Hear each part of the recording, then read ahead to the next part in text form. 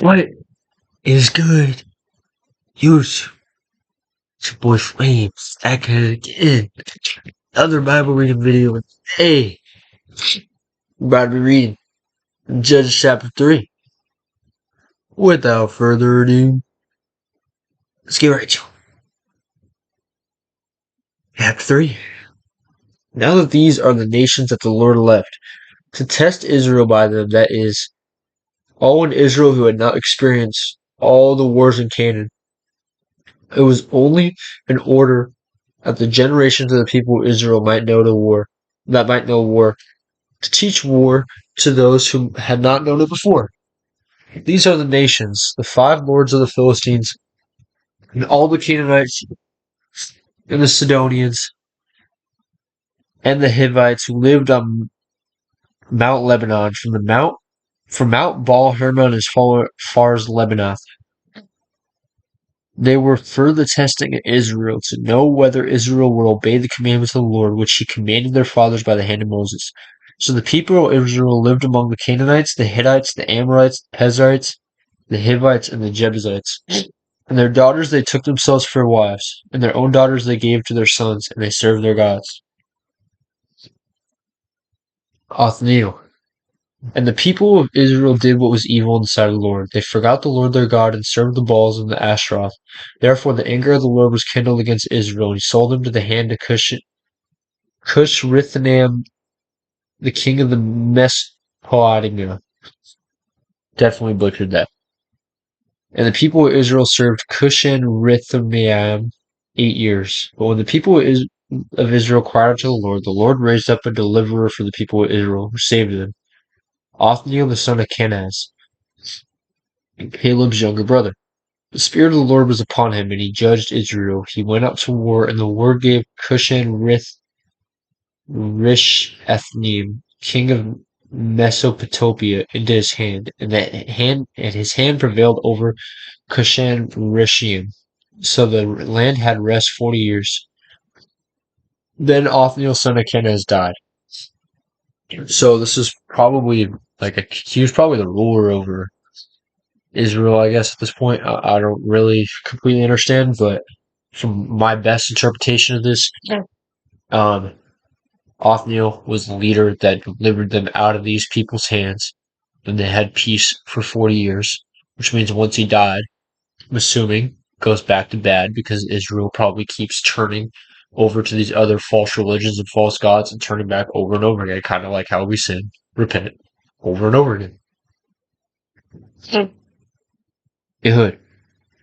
And the people of Israel did what was evil in the sight of the Lord, and the Lord strengthened Eglon the king of Moab against Israel, because they had done what was evil in the sight of the Lord. He gathered to himself the Ammonites and the Almekhites, and went and defeated Israel. They took possession of the city of palms. And the people of Israel served Eglon the king of Moab 18 years. Then the people of Israel cried out to the Lord, and the Lord raised up for them a deliverer, Ehud the son of Gera, the Benjaminite, a left-handed man. People of Israel set tribute by him to Eglon the king of Moab. And Ehud made for himself a sword with 2 edges, cubit in length, and he bound it on his right thigh under his clothes, and he presented the tribute to Eglon king of Moab. Now Eglon was a very fat man.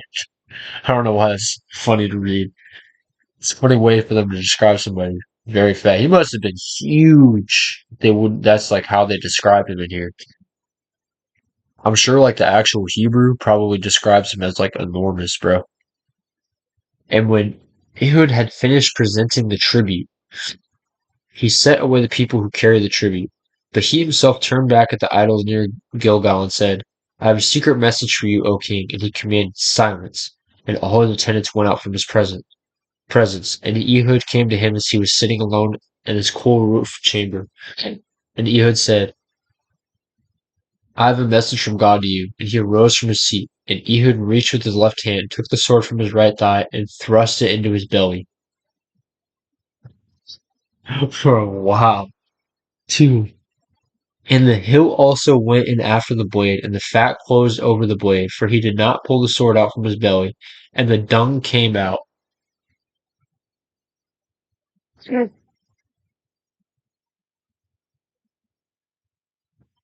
The fat closed over the blade, for he did not pull the sword out of his belly, and the dung came out.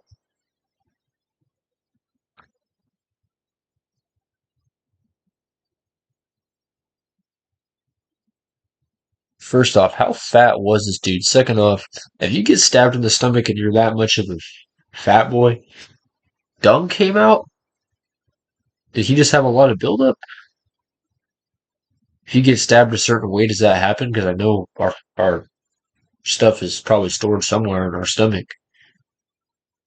I'm just kind of curious on how the science of that works. That is crazy, bro. I did not expect for that to, maybe I should have, you know, thought of that when I heard about the assassination part. Might have should have popped in my head when I sorted the thigh thing, but bro, that is a crazy couple sentences right there.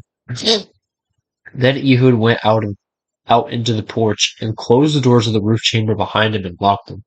When he had gone, the servants came, and when they saw that the doors of the roof chamber were locked, they thought, surely he is relieving himself in the closet of the cool chamber. Because they probably thought he was dropping a deuce, bro. Big fella. And they waited till they were embarrassed, but when he still did not open the doors of the roof chamber, they took the key and opened them, and there lay their lord dead on the floor. Ehud escaped while they delayed, and he passed beyond the idols and escaped to Seirah. When he arrived, he sounded the trumpet in the hill country of Ephraim. Then the people of Israel went down with him from the hill country, and he was their leader. And he said to them, follow after me, for the Lord has given your enemies the Moabites into your hand. So they went down after him and seized the fords of the Jordan against the Moabites and did not allow anyone to pass over. And they killed at that time about 10,000 of the Moabites, all strong, able-bodied men. Not a man escaped. So Moab was subdued that day under the hand of Israel. Bro, crazy, bro.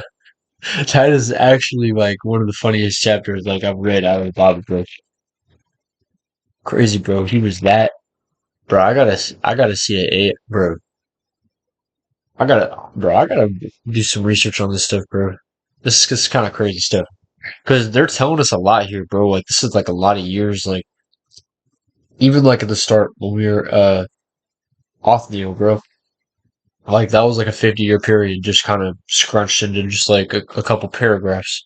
So there's a lot of context and reading between the lines, and also like some of these words, it's translated into English, so like it directly means something else. So like I really just kind of want to break some of this stuff down to have a better understanding and more of a grasp on what they're exactly trying to say, because a lot of the time stuff is put into generalizations when it means something super specific.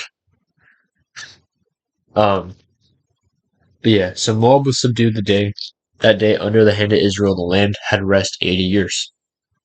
So they were cool for 80 years after this happened. Uh, Shamgar. After him was Shamgar the son of Anath, who killed 600 of the Philistines with the ox god, and he also saved Israel. Okay, very short. That was the third out of the five. The other two are going to be in this next chapter. Or, I think maybe. I don't know. Maybe not. Um, but I just want to, look some.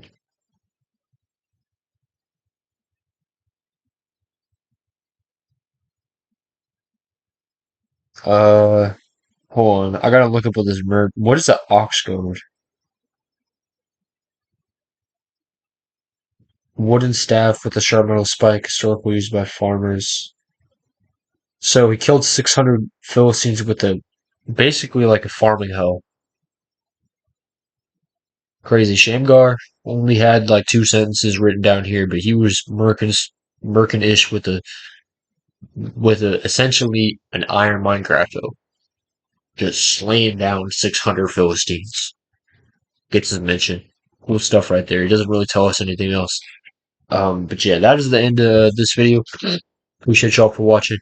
I'm gonna try and keep up to 3 videos a day for sure for this week, 100% every day for this next week. I got y'all until you know what is it, like next Saturday or Sunday. Uh, but yeah, love y'all. I appreciate y'all so much. Thank y'all for tuning in. Love y'all. I'm gonna catch y'all tomorrow. Peace.